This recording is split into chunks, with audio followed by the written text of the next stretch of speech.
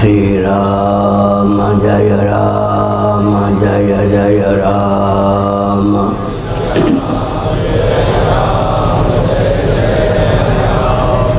धर्म की अधर्म का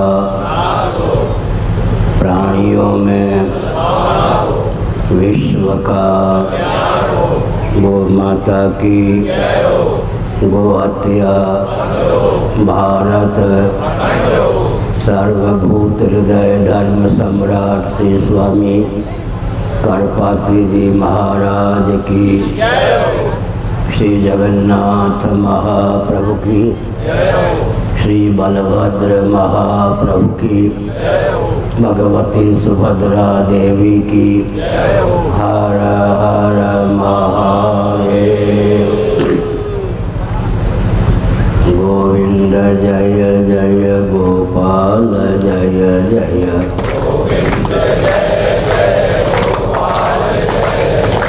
राधा रमण हरि गोविंद जय जय।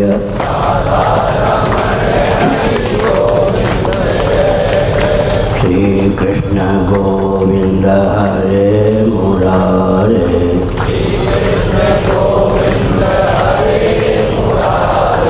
हे नाथ नारायण वासुदेवा।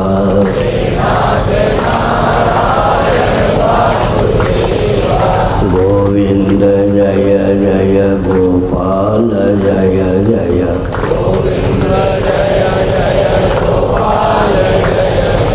राधा रमण हरि गोविंद जय जय।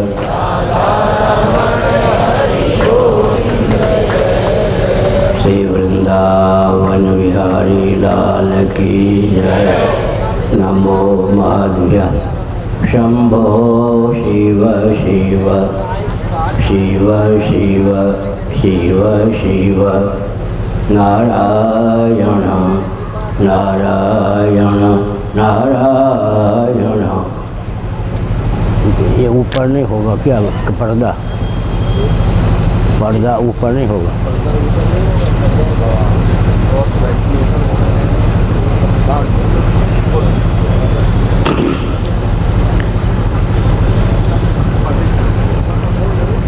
सज्जनों,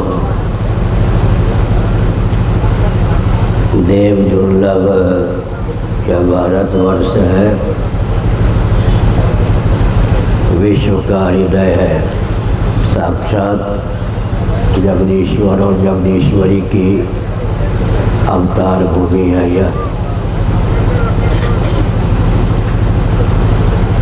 यह दिशाहीन ना हो, इसका दायित्व हर व्यक्ति को प्राप्त है, शासन तंत्र को प्राप्त है, सामाजिक तंत्र को प्राप्त है।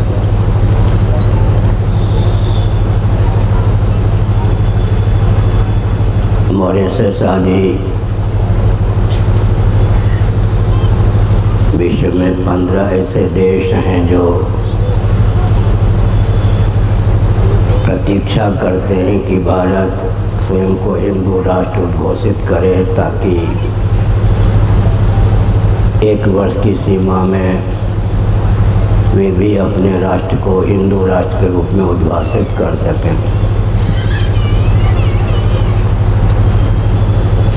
परंतु भारत की दुर्बलता को लेकर उन्हें वेदना प्राप्त है। जिस ढंग से भारत का विभाजन हुआ और विभाजित भारत की संरचना का प्रकल्प चलाया गया, उससे यह देश अत्यंत दिशाहीन हो चुका है। लेकिन भगवान की अवतार भूमि है यह। कारक कोटि के मनीषी समय समय पर यहाँ अवतीर्ण होते हैं। प्रबुद्ध योगा भ्रष्ट भी यहाँ समय समय पर जन्म लेते हैं। राष्ट्रभक्त यहाँ उत्पन्न होते रहते हैं। सनातन धर्मियों का वेदादि शास्त्र सम्मत जो सिद्धांत है इस रॉकेट, कंप्यूटर और एटम के युग में भी सर्वोत्कृष्ट है। वेदादि शास्त्र सम्मत भोजन, वस्त्र, आवास, शिक्षा, स्वास्थ्य, यातायात, उत्सव, त्यौहार, रक्षा, सेवा, न्याय, विवाह आदि के हमारे प्रकल्प आज भी सर्वोत्कृष्ट हैं, आगे भी सर्वोत्कृष्ट सिद्ध होते रहेंगे। सनातन वेदादि शास्त्रों की यह विशेषता है कि दर्शन, विज्ञान, व्यवहार तीनों दृष्टियों से यह समुन्नत है। दार्शनिक धरातल पर भी कोई चुनौती नहीं दे सकता, वैज्ञानिक धरातल पर भी कोई चुनौती नहीं दे सकता और व्यावहारिक धरातल पर भी कोई चुनौती नहीं दे सकता। जो सच्चिदानंद स्वरूप सर्वेश्वर हैं वे स्वयं सृष्टि की संरचना, सृष्टि का पालन, सृष्टि का संभार, निग्रह और अनुग्रह, इन पंच कृत्यों का निर्वाह वेदादि शास्त्र सम्मत विधा से ही करते हैं। आजकल हम कहा करते हैं कि एक गणित की प्रक्रिया होती है, दूसरी कृषि की प्रक्रिया होती है। गणित में आरोहक क्रम से विचार करें तो 5, 4, 3, 2, 1, 0 की प्राप्ति होती है। 5 गुणों से संपन्न पृथ्वी है, 4 गुणों से संपन्न जल है, 3 गुणों से संपन्न अग्नि है, 2 गुणों से संपन्न वायु है, 1 गुण से संपन्न आकाश है। निर्गुण आत्म तत्व या परमात्म तत्व या भगवत तत्व है जो कि निर्विशेषता की अवधि है। यह गणित का विज्ञान है। 5, 4, 3, 2, 1, 0। कृषि विज्ञान की दृष्टि से विचार करें तो बीच में बीजावस्था की प्राप्ति होती है। कारण और कारण के गुण कार्य में अनुगत होते हैं। इस सिद्धांत के अनुसार 5 गुणों से संपन्न पृथ्वी है, 4 गुणों से संपन्न पानी है, 3 गुणों से संपन्न प्रकाश है, 2 गुणों से संपन्न पवन है, 1 गुण से संपन्न आकाश है।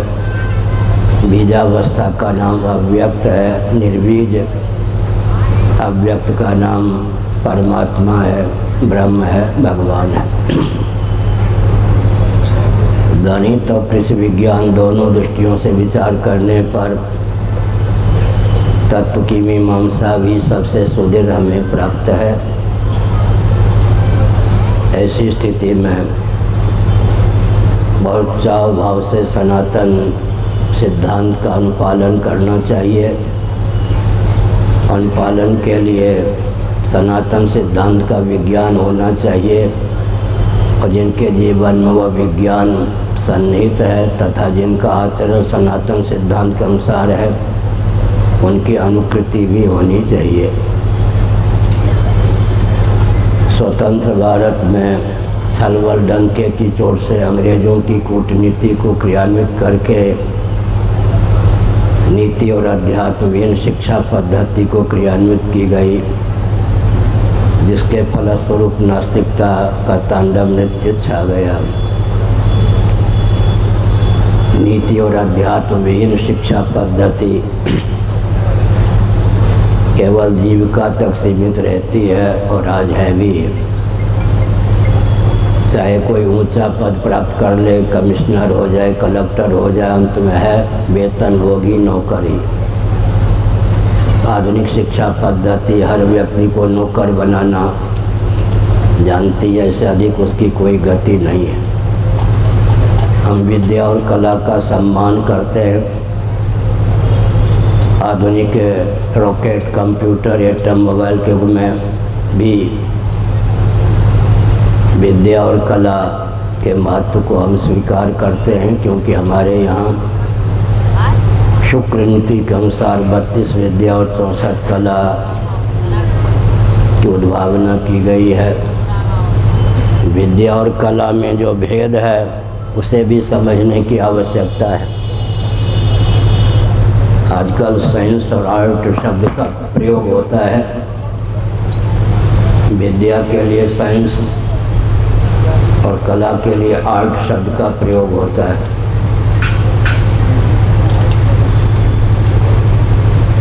क्या है?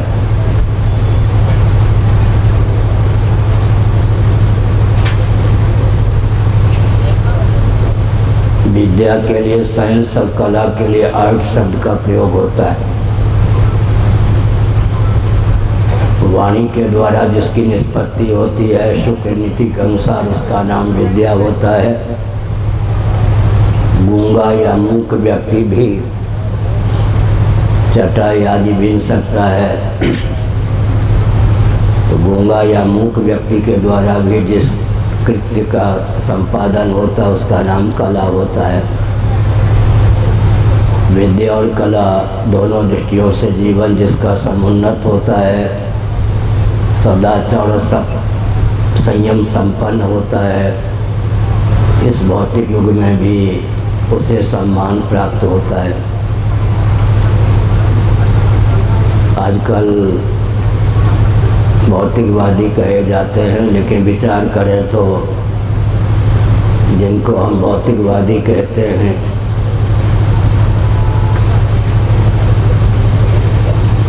वे भौतिकवादी भी सिद्ध नहीं होते। ऐसे भी जा सकते हैं ना। बीच में प्रवचन न काटे, VIP कांड न होने दे।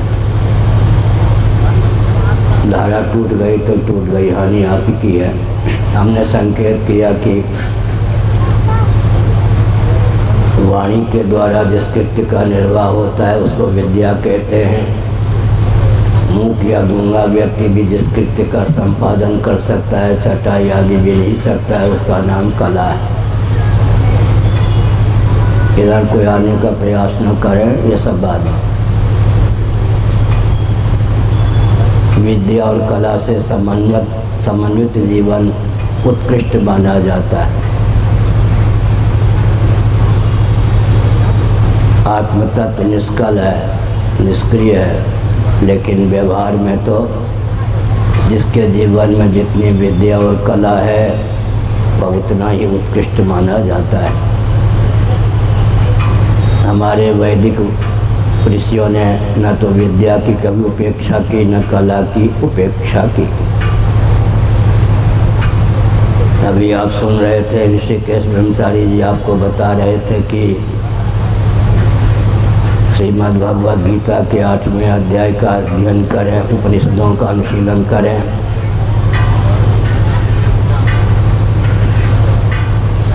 इस कल्प में जो हमको पृथ्वी सुलभ है, 1,97,29,59,122 वर्षों की इसकी आयु हो चुकी है। पूरी सृष्टि की आयु 31,10,40 अरब वर्ष सिद्ध होती है। इतने समय तक महाप्रलय की दशा में सभी प्राणी और पदार्थ रहते हैं। छांदोग्य श्रुति के 6ठे अध्याय के अनुसार सदैव सौम्यदमग्र आसीत एकमेवा द्वितीयम। महाप्रलय की दशा में एकमात्र सत्तत्व ही शेष रहता है। जीव और जगत दोनों भगवान से एकीभूत होकर ही शेष रहते हैं। यद्यपि महाप्रलय की दशा में जीवों को किसी प्रकार के ताप की, किसी प्रकार की वेदना पीड़ा की प्राप्ति नहीं होती। जैसे कि गाढ़ी नींद सुसुप्ति में 5-7 घंटे तक हम प्रायः नित्य रहते हैं। त्रिविध तापों में किसी ताप की गति सुसुप्ति में नहीं है, जिसको गाढ़ी नींद कहते हैं। द्वंद्व और दुख से विनिर्मुक्त भूमि अवस्था विशेष सुसुप्ति है, गाढ़ी नींद है। सन 1972 में श्री कृष्ण बोधाश्रम जी महाभाग, जो कि ज्योतिष पीठ के शंकराचार्य पद पर प्रतिष्ठित थे, उन्होंने मुझे वृंदावन में बताया कि जिसके जीवन में विद्या नहीं, कला नहीं, उसका जीवन कृतार्थता की ओर उन्मुख हो सकता नहीं। उन्होंने मुझको पूछा था, उन दिनों मेरा नाम ध्रुव चैतन्य था, संन्यास आश्रम के पूर्व की बात है, ब्रह्मचारी था। उन्होंने कहा, कहो साहब, ईश्वर को क्या गरज पड़ी कि उसने गाढ़ी नींद बना डाली। मैं चाहता तो प्रश्न का उत्तर दे सकता था, लेकिन मैंने कहा, भगवान मैं आपका बालक और विद्यार्थी हूँ, आपने जो प्रश्न किया है उस प्रश्न का उत्तर आपके मुखारबिंद से ही सुनना चाहता हूँ। उन्होंने लगभग 45 मिनटों तक उनके द्वारा किए गए प्रश्न का स्वयं उत्तर दिया। उन्होंने कहा कि जिस व्यक्ति को निर्विकल्प समाधि सुलभ नहीं होती, कदाचित उसे गाढ़ी नींद भी सुलभ ना हो तो विक्षिप्त या पागल हुए बिना न रह जाए। आयुर्वेद के जानकार इस बात को जानते हैं कि स्वर्ण भस्म जिसको सुलभ नहीं है, उसे वैद्य स्वर्ण माक्षिक देते हैं। सत्यनारायण कथा के अनुसार अभावे शाली चूर्णम व, तो जिनको निर्विकल्प समाधि प्राप्त नहीं है, उनको विक्षिप्त होने से बचाने की भावना से भगवान गाढ़ी नींद प्रदान करते हैं। जब गाढ़ी नींद भी प्राप्त नहीं होती तो व्यक्ति विक्षिप्त हो जाता है, पागल हो जाता है। कम्युनिस्टों का, चारवाकों का, भौतिकवादियों का, चेतना विशिष्ट शरीर को आत्मा मानने वाले महानुभावों का जो मत है, वाद है, यह सिद्धांत है, उस पर गाढ़ी नींद का वेग ही पानी फेरने में समर्थ है। कम्युनिज्म की धारा में बहने वाला व्यक्ति शरीर को आत्मा मानता है, चेतना विशिष्ट शरीर ही उनके मत में आत्मा है। अभीष्ट विषय के परिडंबन या सेवन से जो प्रिय मोद प्रमोद की समुपलब्धि होती है, वही आनंद है। जिसको प्रिय ही नहीं, मोद ही नहीं, बल्कि प्रमोद प्राप्त है। प्रिय की अपेक्षा मोद उन्नत आनंद है, मोद की अपेक्षा भी प्रमोद उन्नत आनंद है। अभिमत वस्तु या व्यक्ति के प्राप्त होने पर या प्राप्त होने की भावना का उद्रेक होने पर जो आनंद मिलता है, उसका नाम प्रिय है। अभिमत वस्तु के आस्वादन की दशा में जो आनंद मिलता है, उसका नाम मोद है। अभिमत वस्तु के यथेच्छ सेवन से जो देहेंद्रीय प्राणांतकरण में आनंद बाह्याभ्यंतर उच्छलित होता है, अंग्रेजी वाले कह सकते हैं ओवरफ्लोइंग की स्थिति होती है, उसका नाम प्रमोद है। मर्त्यलोक में सर्वाधिक आनंद जिसको सुलभ हो सकता है, उसकी अपेक्षा ब्रह्मा जी को अत्यधिक आनंद प्रतिक्षण व्यवहार दशा में सुलभ है। उनकी आयु भी बहुत है। ब्रह्मलोक की गणना के अनुसार ब्रह्मा जी की आयु कुल 100 वर्षों की सिद्ध होती है, लेकिन मर्त्यलोक की गणना के अनुसार 31 नील 10 खरब 40 अरब वर्षों की आयु ब्रह्मा जी की सिद्ध होती है। मर्त्यलोक में कदाचित सप्तद्वीपा मेदिनी का एक क्षत्र सम्राट कोई हो, 33 उपनिषद के अनुसार हृष्ट पुष्ट युवक हो, भूमंडल का वैभव भोग्य पदार्थ के रूप में उसे सुलभ हो, भोग भोगने की क्षमता भी उसमें पर्याप्त हो, प्रजा ब्राह्म मुहूर्त में उठकर यशोगान करती हो,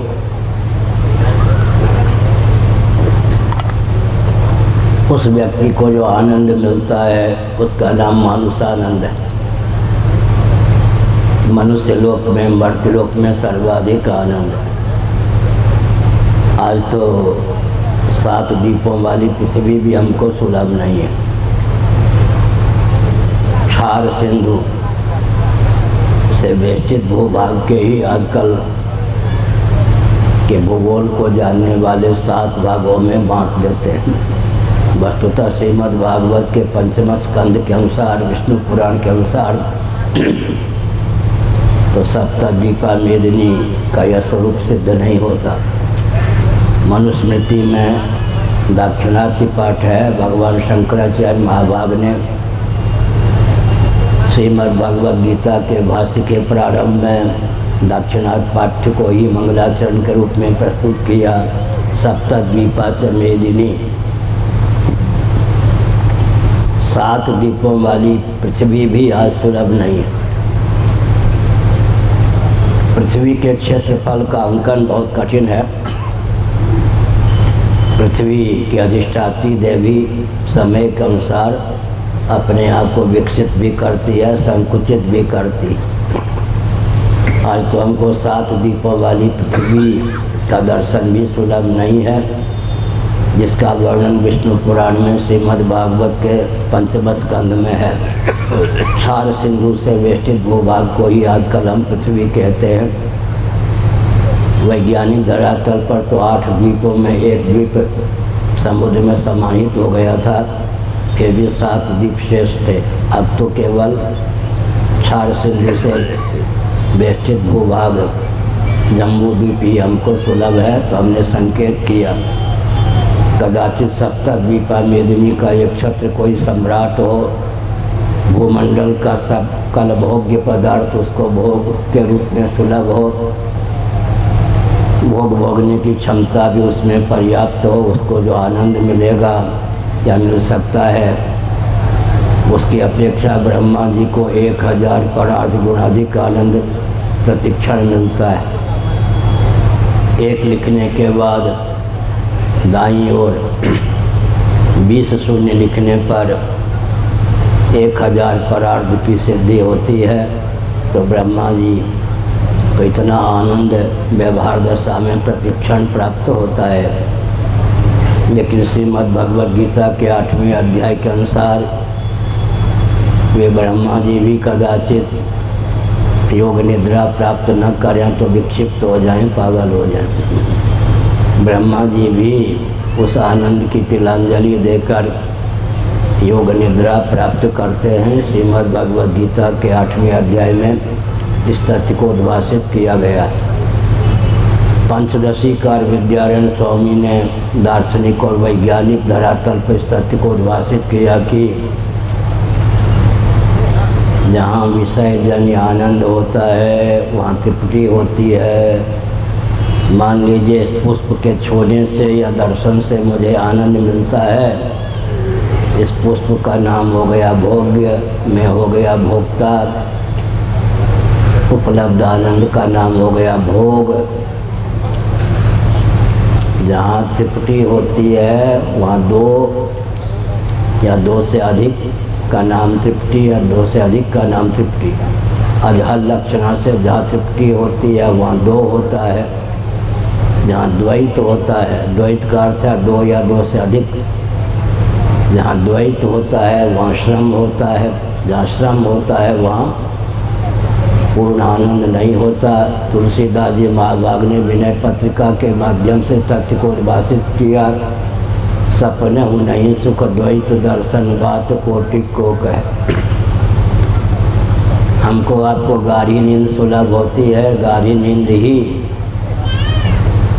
अगर गंभीरता पूर्वक हम उसे परखें तो त्याग का अद्भुत बल और वेग हमारे जीवन में देने में समर्थ है।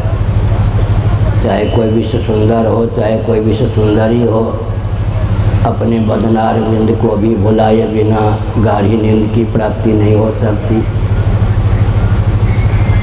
इंद्रियों को भुलाए बिना, इंद्रियों का भावनात्मक वियोग हुए बिना गाढ़ी नींद की प्राप्ति नहीं हो सकती। अंतःकरण जिसको मन बुद्धि चित्त अहंकार कहते हैं, उसका भी आह्वानात्मक वियोग हुए बिना गहरी नींद की प्राप्ति नहीं हो सकती। प्राण हमको बहुत प्यारा है, लेकिन प्राणों को बुलाए बिना भी गहरी नींद की प्राप्ति नहीं हो सकती। यहाँ तक कि विसर्जन आनंद जहाँ तृप्ति होती है वहाँ द्वैत होता है, जहाँ द्वैत होता है वहाँ श्रम होता है, जहाँ श्रम होता है वहाँ निरतिशय आनंद नहीं होता। विनय पत्रिका में तुलसीदास ने लिखा, सपने हूँ नहीं सुख द्वैत दर्शन बात कोटिक को कहे। अब तक के प्रवचन का सार यह निकला कि कम नींद पर तो गहरी नींद का वेग ही पानी फेर देता है। शरीर को बुलाए बिना, इंद्रियों को बुलाए बिना, अंतःकरण को बुलाए बिना, प्राण को बुलाए बिना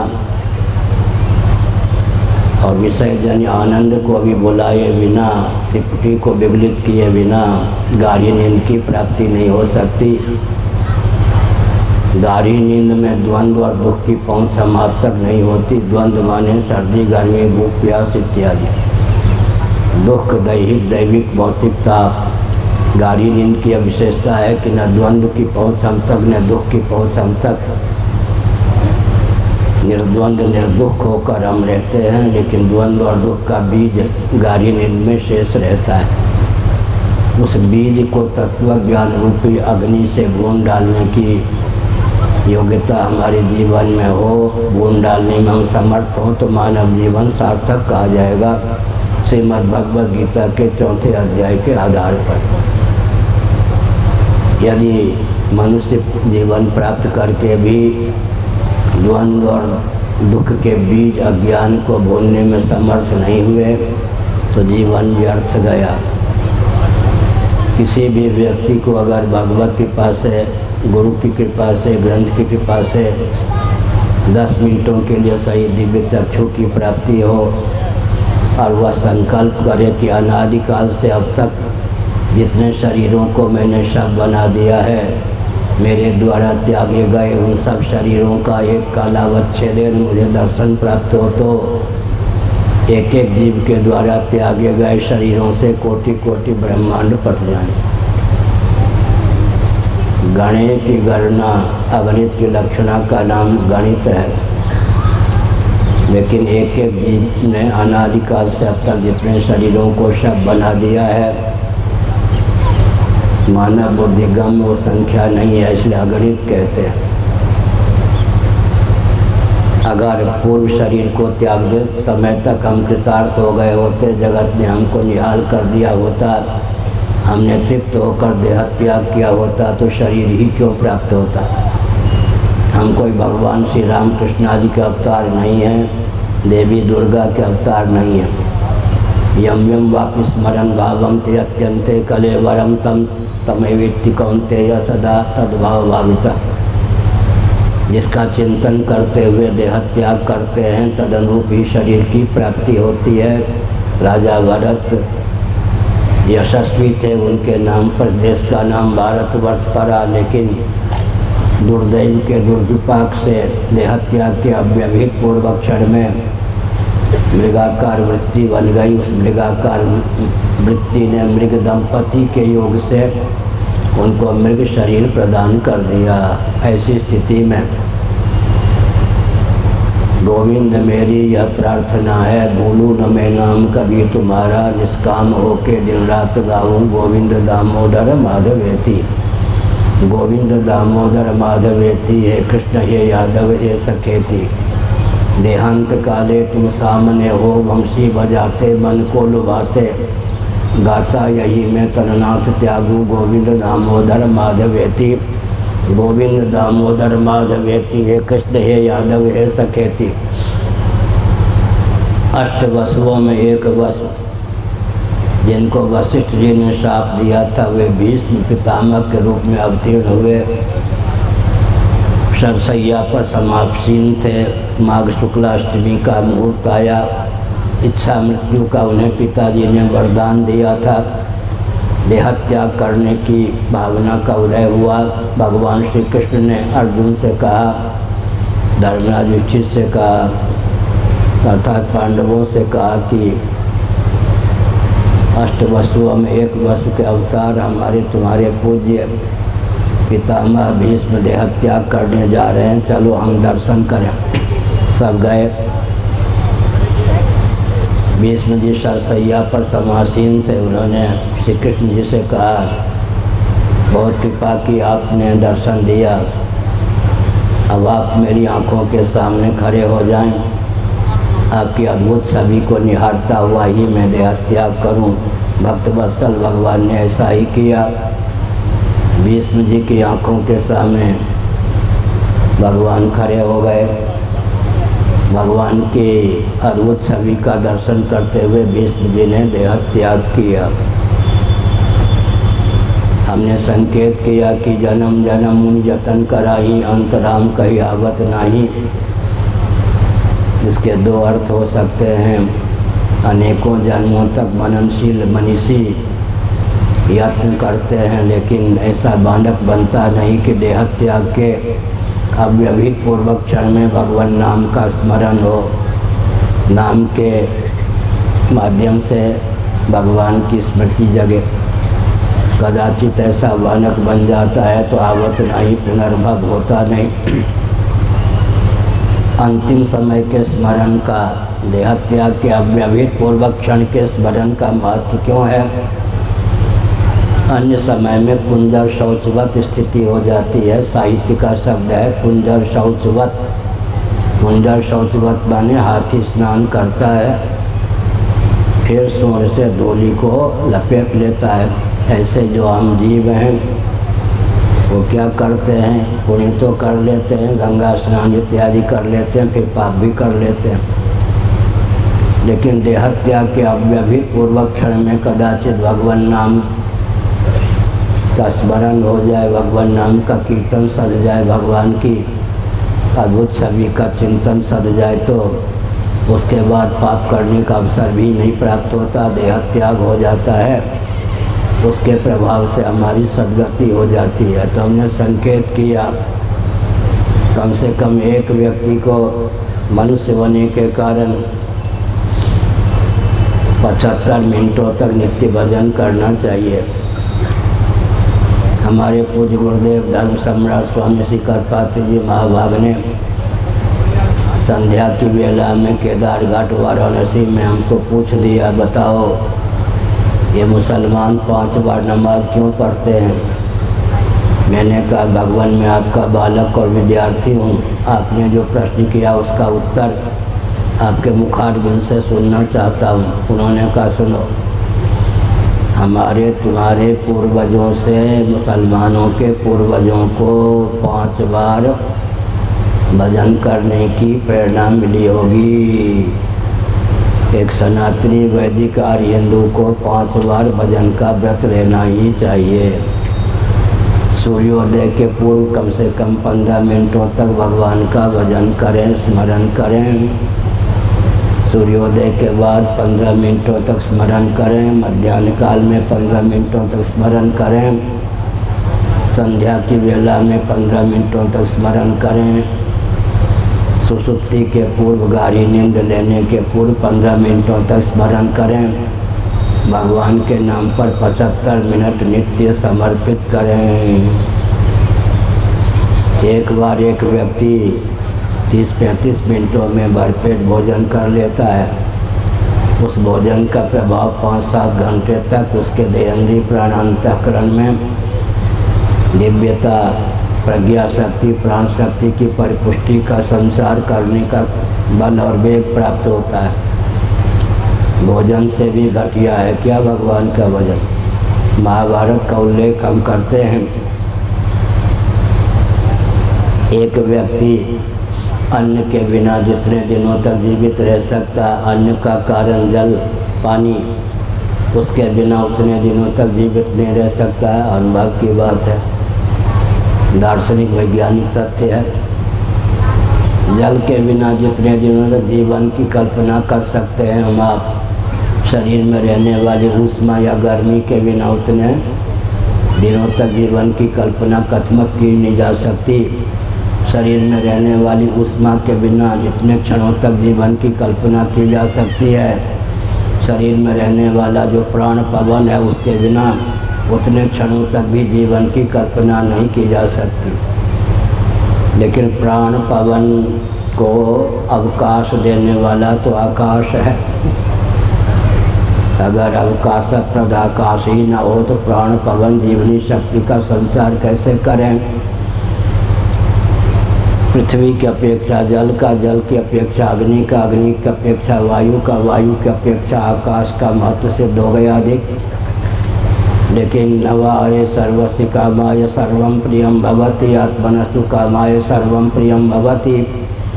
पृथ्वी के लिए नहीं है, प्राणी के लिए है। पृथ्वी की परार्थ सत्ता है, जल की परार्थ सत्ता है। जैसे चटाई चटाई के लिए नहीं, खटाई खटाई के लिए नहीं, मलाई मलाई के लिए नहीं, वैसे ही जो जड़ वस्तु है वो जड़ वस्तु के लिए नहीं। जड़ वस्तुएं जो हैं वो शेष हैं, आत्मतत्व हम आप शेष ही हैं। पंचदशी कार्य विद्यानंद स्वामी ने एक तथ्य उद्भाषित किया कि नवारे सर्वस्य कामाय सर्वं प्रियं भवति, आत्मनस्तु कामाय सर्वं प्रियं भवति। यह तो अनुभव सिद्ध तथ्य है। तो यहाँ पर अनुवादिका हो गई श्रुति। अनुवादिका होने के कारण श्रुति अर्थात मुख्य श्रुति सिद्ध नहीं हुई। अनुवादिका श्रुति का मुख्य प्रमाण नहीं होता, क्योंकि प्रत्यक्षादि प्रमाणों के द्वारा अधिगत नहीं बल्कि अनधिगत और अबाधित अर्थ का जो प्रतिपादन करे वही तो वेदादि शास्त्र है। अन्यों में प्रीति अन्यों के लिए नहीं होती, अपने लिए होती है। अपने में प्रीति किसी अन्य के लिए नहीं होती। अर्थात आत्मतत्व हम आप शेषी हैं, जगत शेष है। शेषी होकर के शेष की दास्ता बोल न लें, इसमें श्रुति का तात्पर्य है। अभिप्राय क्या हुआ? आसन से मत डोल रहे तो पिए मिलेंगे। हमारा जो मौलिक स्वरूप है उससे हम च्युत हो जाते हैं। देहेंद्रीय प्राणांतकरण के अनुरूप, विषय जन्य आनंद के अनुरूप अपने आप को मानते हैं। प्रमादो वही मृत्यु हो, यही मृत्यु है, पतन है। हमारा जो मौलिक स्वरूप है उसको हम पहचान लें तो दृश्य से प्रत्यक अंतरंग है दर्शन, दर्शन से प्रत्यक अंतरंग है दृष्टा। दृष्टा दर्शन दृश्य तीनों रूपों में जो उद्भाषित होता है वही हमारा मौलिक स्वरूप है। व्यावहारिक धरातल पर हम दृष्टा हैं, दृश्य और दर्शन से अतिक्रांत अतीत हैं। प्रमाता प्रमेय और प्रमाण से अतिक्रांत होता है, भोक्ता भोग्य और भोग से अतिक्रांत होता है। आसन से मत डोल रहे तो पिए मिलेंगे। रामचरितमानस में तुलसीदास जी महाभाग ने लिखा, विषय करण सुखजीव समेता, सकल एक ते एक सचेता, सबकर परम प्रकाशक जोई, राम अनादि अवध पर सोई। विषय शब्द स्पर्श रूप रस गंध हैं। इंद्रियाणि पराण याहुर इंद्रियभ्यः परम मना, मन शस्त्र परा बुद्धि यो बुद्धे पर तत्वसा। विषय की अपेक्षा इंद्रिय करण क्या है? चेतना संपन्न अधिक है। कर्णग्राम की अपेक्षा अनुग्राहक देवता में चेतना अधिक है। लेकिन कोई जीव ही कर्मोपासना के प्रभाव से देव शरीर को प्राप्त करता है, इसलिए देवता से भी ऊंचा स्थान दार्शनिक धरातल पर जीव का है। जीव से ऊंचा स्थान जगदीश्वर का है। विषय करण सुरजीव समेता, सकल एक ते एक सचेता, सबकर परम प्रकाशक जोई, राम अनादि अवध पर सोई। इसका अर्थ अगर हम आसन से न डोलें, हमारा जो मौलिक स्वरूप है उसी में अगर हमारी तादात्म्य पत्ती हो, तदनुरूप हम अपने आप को समझें तो जन्म और मृत्यु के अनादि अजस्र परंपरा का अत्यंतिक उच्छेद करने में समर्थ हों। अब करना क्या चाहिए? इस प्रकार के ज्ञान विज्ञान की धारा चलती रहे, इसलिए शासन तंत्र नीति और अध्यात्म से समन्वित शिक्षा पद्धति को क्रियान्वित करे। एक हुए हैं मुरली मनोहर जोशी जी, अब भगवत कृपा से अभी विद्यमान हैं। वे जब केंद्र में मानव संसाधन मंत्री, शिक्षा मंत्री थे, तब उन्होंने नीति अध्यात्म से संबंधित पाठ्य पुस्तकों को प्रश्रय दिया था। बाद में अर्जुन सिंह हुए मानव संसाधन मंत्री कांग्रेस के शासनकाल में। अर्जुन सिंह ने कह दिया कि ये सांप्रदायिक ग्रंथ नीति और अध्यात्म को भी अर्जुन सिंह ने सांप्रदायिक ग्रंथ कहकर उन पे पानी फेर दिया। शासन तंत्र की जो स्थिति होती है देश में, इसलिए घर में और जो आसपास मठ मंदिर हैं उनको केंद्र बना करके बालक हो या बालिका उनको प्रशिक्षण दीजिए, नीति अध्यात्म की शिक्षा दीजिए। मदालसा का चरित्र पुराणों में अंकित है। गोद में जो बच्चे होते थे लोरी गाकर उनको शुद्ध बुद्ध मुक्त कर देती थी। शुद्धोसी बुद्धोसी निरंजनोसी संसार माया परिवर्जितोसी। माताएं चाहें तो गोद में ही बच्चों को मुक्त कर सकती हैं, राष्ट्रभक्त बना सकती हैं, धर्म रक्षा के अनुकूल बल और वेग से युक्त उसके जीवन की संरचना कर सकती हैं। अगर माताओं में ही ये क्षमता नहीं है तो बच्चों में वो क्षमता कहाँ से आएगी। देखिए, पिता की अपेक्षा माता का प्रभाव बच्चों पर अधिक पड़ता है, क्योंकि माता के घर में कम से कम 8-9 महीने बच्चे रहते हैं। प्रहलाद पर हिरण्यकशिपु का प्रभाव नहीं पड़ा, कयाधु माता का प्रभाव पड़ गया। इसके विपरीत हिरण्यकश्यप हिरण्याक्ष पर भी क्या हुआ, पिता कश्यप का प्रभाव नहीं पड़ा, माता का प्रभाव पड़ गया। इसका अर्थ क्या है, मातृशक्ति बहुत दिव्य हो। महाभारत में लिखा कि बीज और क्षेत्र दोनों ही दिव्य हों तो क्या कहना। तो मातृशक्ति जो है वो क्षेत्र के समान है, खेत के समान। पितृवर्ग जो होता है वो बीज के समान होता है। दोनों का जीवन दिव्य हो तो संतान में दिव्यता का आदान हो ही सकता है। और हम एक संकेत करते हैं, अधिक समय न लेकर न देकर, भले ही रूस और चीन कम्युनिज्म की धारा में बहता हो, आज भी अगर आप चीन जाएंगे, पूछा जाएगा आप भारतीय हैं, आप कहेंगे हाँ। आप भारतीय हैं तो आप धर्म अध्यात्म के बारे में कुछ जानते हैं या नहीं, गीता रामायण के बारे में कुछ जानते हैं या नहीं। अगर आप कह दें कि नहीं जानते हैं तो आपको कुछ नहीं गिनेंगे। आप रूस चले जाएं, वो बड़े ही भौतिकता की धारा में बहने वाले हों। अमेरिका चले जाएं, लेकिन भारतीय व्यक्ति से वो यही अपेक्षा रखते हैं कि वे नीति अध्यात्म के बारे में कुछ बतावें, गीता रामायण के बारे में कुछ जानकारी उनको हो। बुरा मानने की आवश्यकता नहीं है, लेकिन सच्ची घटना है, ऐतिहासिक तथ्य है। भारत के प्रथम प्रधानमंत्री जी नेहरू जी ने अपनी लाडली प्यारी बहन विजय लक्ष्मी जी को रूस में राजदूत बनाकर भेजा। रूस के राष्ट्रपति से विजय लक्ष्मी जी ने मिलने की भावना व्यक्त की।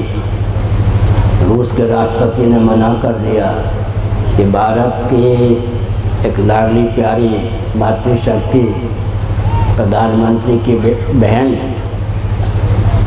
हमारे देश में राजदूत बन के आई है तो प्रसन्नता की बात है, लेकिन उसके बाल अंग्रेजी कट के, जो भारतीय महिला अंग्रेजी कट बाल रखती है उससे मिलना पसंद नहीं करता।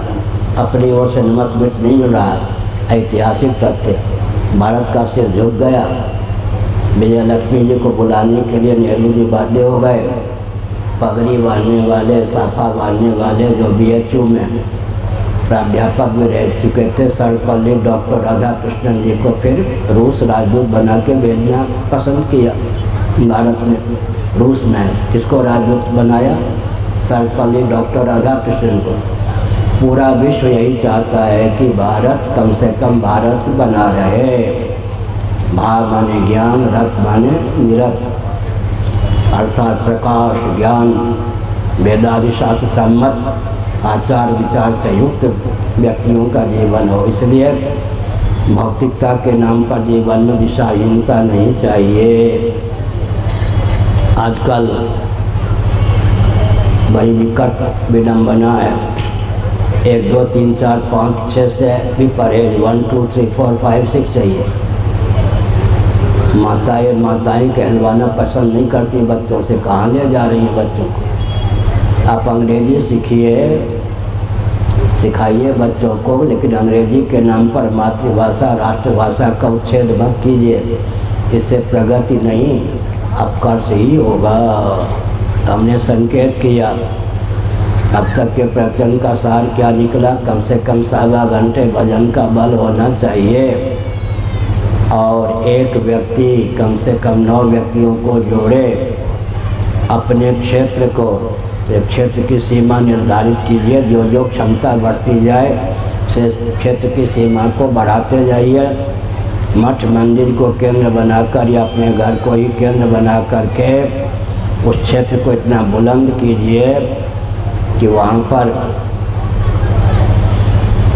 उस क्षेत्र की जो 80% समस्याएँ हैं आपस में मिलजुल कर उनका समाधान कर लीजिए। नेताओं के भरोसे मत रहिए। राजनेताओं के भरोसे रहिएगा, पछताइएगा। संकेत हमने क्या किया? अपने क्षेत्र की 80% समस्या का समाधान मिलजुल कर करने का प्रयास कीजिए। 16% समस्याएं प्रांतीय सरकार पर, 4% समस्याएं केंद्रीय सरकार पर निर्भर करती हैं। उनके समाधान का मार्ग तो नेता करेंगे। नेता के ऊपर ही अगर शर्तों भावे निर्भर रहे, नेता निकम्मा बना देंगे। नेताओं का स्वभाव होता है क्या? अपने से हीनता दीनता संपन्न वोट देने वाले व्यक्तियों को बना देना। हमने कभी सोचा था, किसी व्यक्ति का नाम नहीं लेते, उत्तर प्रदेश और बिहार में अमुक मुख्यमंत्री इतने समय तक शासन कैसे करते रहे? किसी का नाम नहीं ले रहा, मैं किसी पार्टी का नहीं। हमने समझा कि नेताओं की चक्रव्यूह में फंसकर नेता जो होते हैं अपनी मेधा शक्ति से, अल्प मेधा शक्ति समाज की बना देते हैं। दरभंगा नरेश प्राय 400 वर्षों तक ब्राह्मण परंपरा के होते थे। उनके शासनकाल में, बिहार का एक जिला है दरभंगा क्षेत्र है, उनके शासनकाल में 10 किलोमीटर की सीमा में कम से कम एक महामहोपाध्याय होते थे। वो स्वयं विद्वान होते थे, तंत्र शास्त्र के विशारद होते थे, मंत्र शास्त्र के विशारद होते थे, यंत्रों के विशारद होते थे। हमारे जो पूर्वज थे यंत्र की दृष्टि से, तंत्र की दृष्टि से, मंत्र की दृष्टि से समृद्ध थे। यंत्र तो आप जानते हैं, श्री यंत्र इत्यादि और बहुत से यंत्र हैं आजकल, ये पंखा इत्यादि ये सब यंत्र हैं जिनके द्वारा उत्पत्ति स्थिति संहार निग्रह अनुग्रह किसी भी कृत्य का निर्वाह हो, उसका नाम यंत्र होता है। यंत्र के मूल में तंत्र होता है। अनुगत सिद्धांत को क्रियान्वित करने की प्रक्रिया, प्रोसेस मेथड का नाम तंत्र है। तंत्र के मूल में मंत्र होता है। यही विज्ञान का जीवन है। पृथ्वी, जल, तेज, वायु, आकाश, इन सब में जो अनुगत सिद्धांत है उसी का नाम मंत्र है। उस अनुगत सिद्धांत को यंत्र तक पहुंचाने की जो विधा है उसका नाम तंत्र है। और जिसके द्वारा उत्पत्ति स्थिति संहार निग्रह अनुग्रह किसी भी कृत्य का संपादन, उसका नाम यंत्र है। परिभाषा हमारी दी हुई है, इसलिए शब्द हमारे दिए हुए हैं, इसलिए हमने परिभाषा का अर्थ भी कर दिया। तो हर प्रकार से हमको समुन्नत होना चाहिए। एक व्यक्ति स्वयं स्वावलंबी बने, 10 व्यक्तियों को स्वावलंबी बनाने का प्रयास करे। साथ ही साथ ये जो मातृशक्ति हैं, छोटी छोटी जो बालिकाएं हैं, उनको अभी छोटे छोटे बालक हैं, उनको अभी क्या सेना का प्रशिक्षण हो। जान गया रूस ने हमला बोल दिया, यूक्रेन के आगे रूस की अभी मिट्टी पलिद होने लग गई। तो भविष्य को देखते हुए, स्वास्थ्य को भी देखते हुए, सुरक्षा को भी देखते हुए हर हिंदू सेना हो। व्यायाम की दृष्टि से भी झांसी की रानी थी या नहीं, खूब लड़ी मर्दानी, वो तो झांसी वाली रानी थी। बुंदेले हर बोलों की हमने सुनी कहानी थी। नाना के घर काशी में हम लोगों का जहाँ मठ है उसके बगल में ही उसका जन्म हुआ था। नाना के घर में उसने प्रशिक्षण प्राप्त किया था।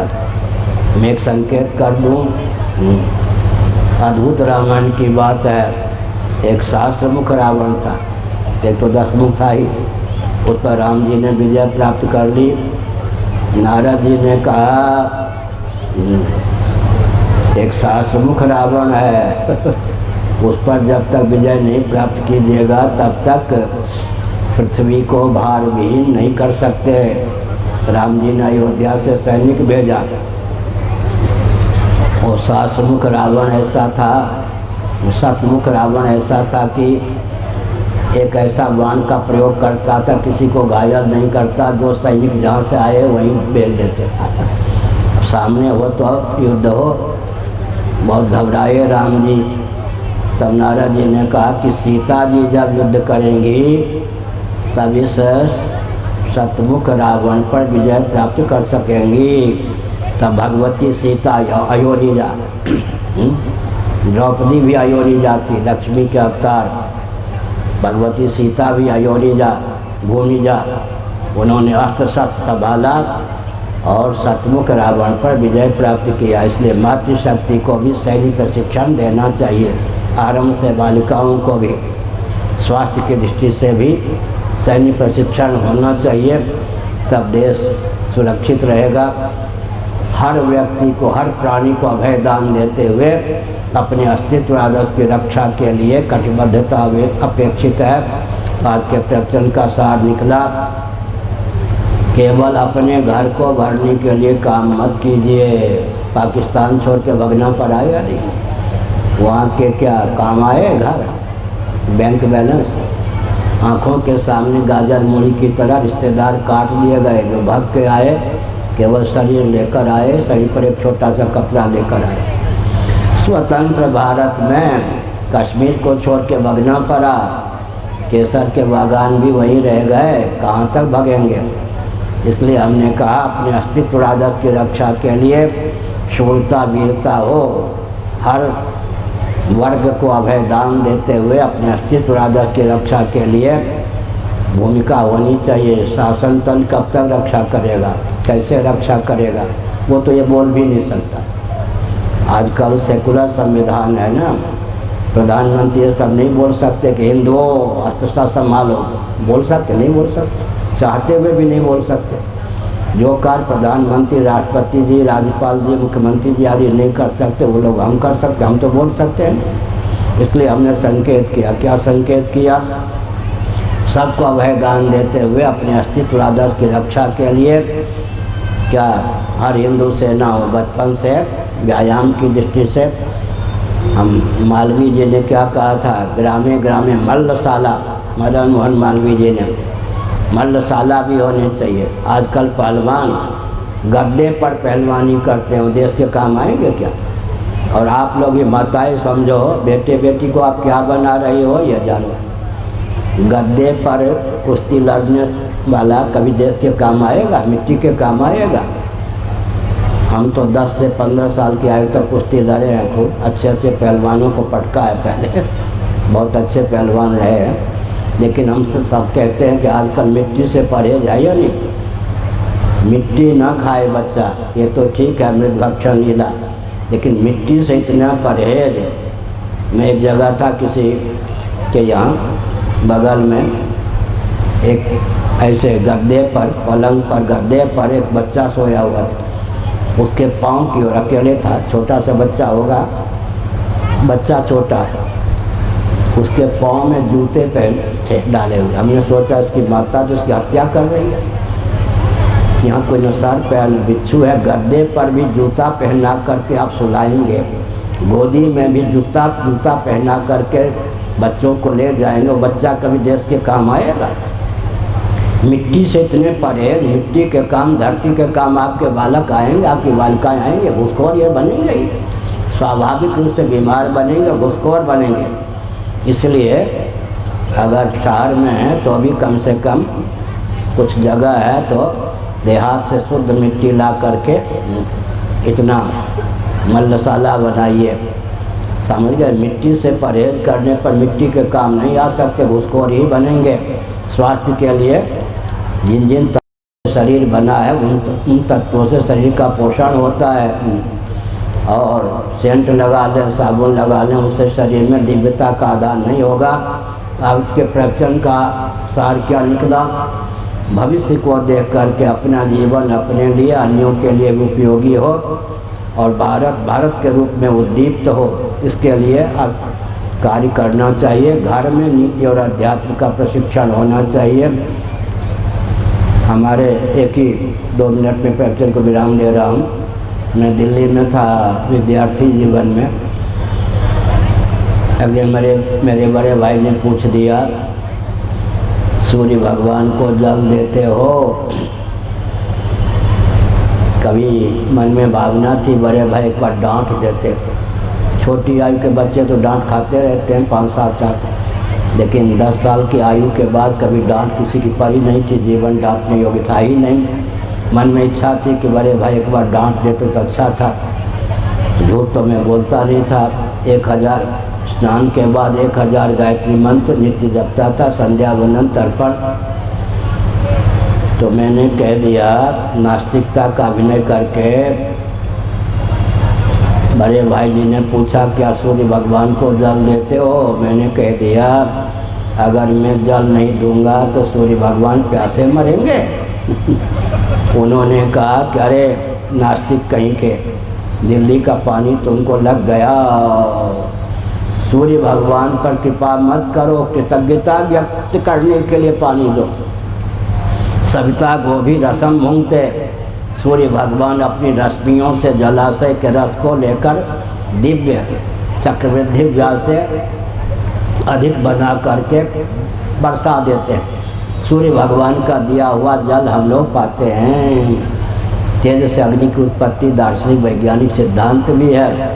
उन्होंने कहा सूर्य को तुम क्या जल दोगे? सूर्य भगवान के प्रति कृतज्ञता व्यक्त करो। आपके द्वारा प्रदत्त जल हमारा जीवन है। देखिए सूर्य भगवान जहाँ जल देते हैं वहाँ तंत्र ग्रंथों के अनुसार वायु के देवता भी सूर्य हैं। वायु के अधिदेव का नाम भी सूर्य। सूर्य जो हैं वायु के नीचे भी हैं, वायु के ऊपर भी हैं। तो हमने संकेत किया स्वास्थ्य के दृष्टि से भी तो व्यायाम भी होना चाहिए, सैन्य प्रशिक्षण, सेना का प्रशिक्षण भी होना चाहिए और कम से कम घर में ही सही नीति अध्यात्म का प्रशिक्षण होना चाहिए। हमने इसी भावना, ये नहीं कि हमारी पुस्तक खरीदें, हम कभी कहते नहीं किसी को। नीति चालीसा, नीति सावित्री, नीति निधि 3 ग्रंथों की रचना हमने की ताकि संपूर्ण वैदिक वाङ्मय में एक मनुष्य के लिए उपयोगी जितनी अध्यात्म की शिक्षा चाहिए सब 3 ही ग्रंथों के माध्यम से अभिव्यक्त हो जाएं। आप लोग कम से कम ऐसा करें कि एक व्यक्ति 10 व्यक्ति को जोड़ें, एक परिवार के साथ 9-10 परिवार और जुड़ा रहे। अपने क्षेत्र को हर प्रकार से बुलंद करें। मठ और मंदिर को दुर्ग या केंद्र बनाकर अपने अस्तित्व और आदर्श की रक्षा के लिए आगे बढ़ें। नीति और अध्यात्म से समन्वित जीवन ही अंत में काम देता है। श्री राम जय राम, जय जय राम।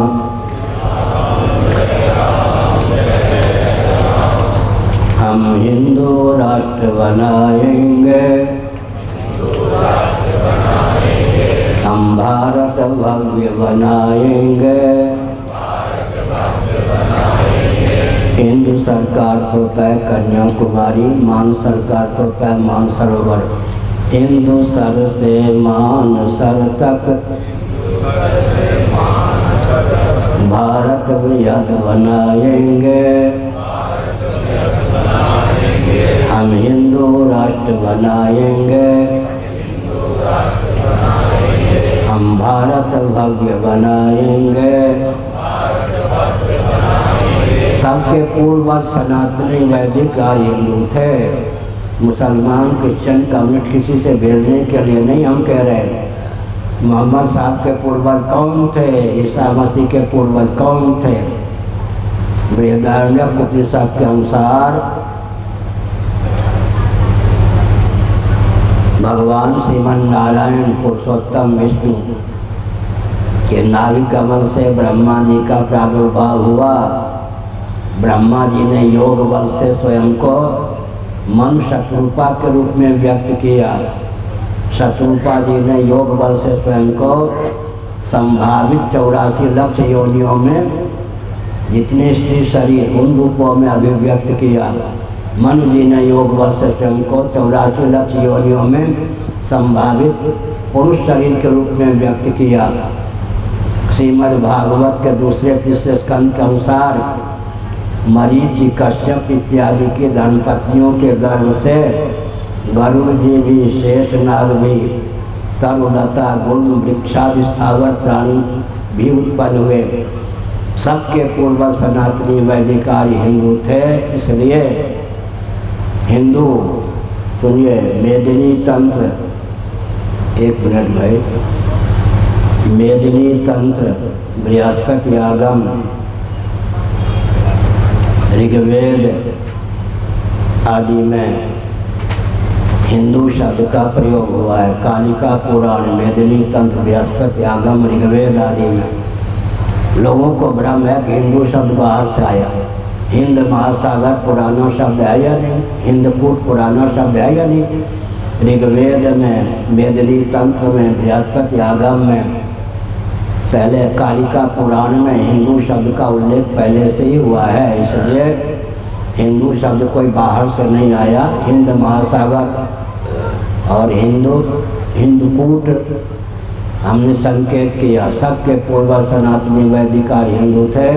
अपने पूर्वजों की पहचान हो, इस तथ्य को गर्व से समझें और कहें सनातन वैदिक आर्य हिंदुओं का वेदादि शास्त्र सम्मत भोजन, वस्त्र, आवास, शिक्षा, स्वास्थ्य, यातायात, उत्सव, त्यौहार, रक्षा, सेवा, न्याय और विवाह के प्रकल्प इस रॉकेट, कंप्यूटर, एटम, मोबाइल युग में भी सर्वोत्कृष्ट हैं।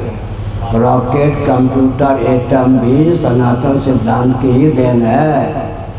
कंप्यूटर से परिचित है ना। कंप्यूटर का आविष्कार करने वाले गोवर्धन मठ पुरी पीठ के 143वें शंकराचार्य, जिन्होंने विश्व को वैदिक मैथमेटिक्स दिया, भारती कृष्ण महाराज के दीक्षित विदेशी शिष्य और प्रशिष्य थे। कंप्यूटर भी गोवर्धन मठ पुरी पीठ की ही देन है। और बाइनरी सिस्टम ये सब हमारे वैदिक वाङ्मय की ही देन है। चुरा के ले गए जापान और जर्मनी आदि ने यश प्राप्त कर लिया।